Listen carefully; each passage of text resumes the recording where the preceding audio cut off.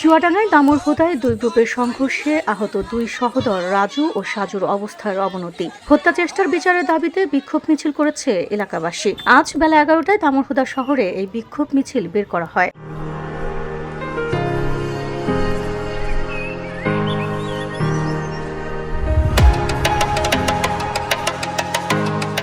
Damurhuda model থানার officer in charge Mezbauddin জানান, গত 21শে ফেব্রুয়ারি দামুড়হুদা খাপাড়ায় জাহিদুল মেম্বার ও রাজুর দুই গ্রুপের মধ্যে সংঘর্ষে 3 জন গুরুতর জখম হয়।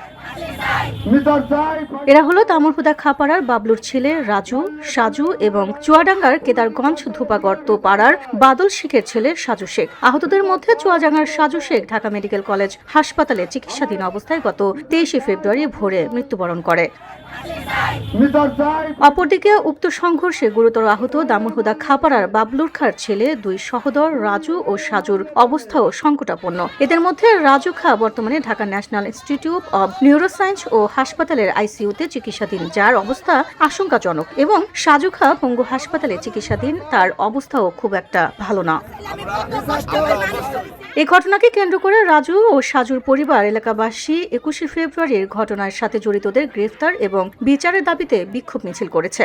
এদিকে রাজু সাজুর পরিবারের দাবি, গত 21শে ফেব্রুয়ারি দামুড়হুদা আওয়ামী লীগের নেতা জাহিদুল মেম্বার পরিকল্পিতভাবে চুয়াডাঙ্গা থেকে একদল ভাড়াটিয়া গুন্ডা এনে প্রকাশ্যে দিনের বেলায় রাজু ও সাজুকে নির্মমভাবে কুপিয়ে গুরুতর জখম করেছে, যাদের অবস্থা আশঙ্কাজনক। আমার ভাইদের যে পরিকল্পিতভাবে জাহেদ এবং জাহিদুল জাহেদদেরকে আরো লোকজনকে ভাড়া করে নিয়ে এসে আমার ভাইদেরকে দুপুরবেলা ঘুমন্ত অবস্থায় পরিকল্পিতভাবে কুপায়ে হত্যা করার চেষ্টা করে হলো।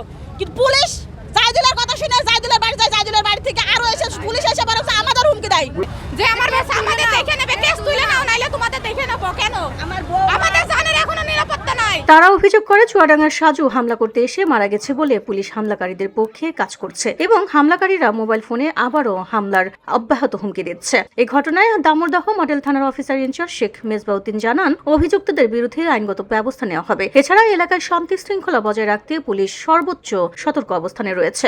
দ্রুততমের ভিতরে যাতে আমরা আইনের আওতায় আনতে পারি সে চেষ্টা আমাদের অব্যাহত আছে এবং এটা আমরা করবো ইনশাল্লাহ। আপনাদের আমরা কথা দিলাম, অবশ্যই ইনশাল্লাহ আইনের আওতায় আসবে। VOD Bangla news desk.